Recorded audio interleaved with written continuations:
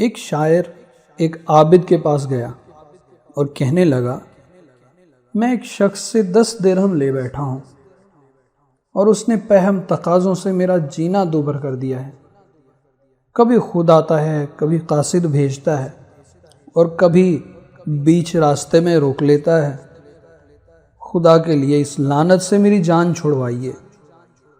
عابد نے اسے چند دینار و درہم دے کر رخصت کر دیا۔ بعد میں ایک خادم کہنے لگا، حضور یہ شخص ایک تو زبان دراز ٹھگ ہے، اس پر آپ نے یہ خیرات کیوں ضائع کی؟ فرمایا کہ اگر وہ سچا تھا تو میں نے اس کی آبرو بچا لی، اور اگر جھوٹا تھا تو اپنی آبرو بچائی۔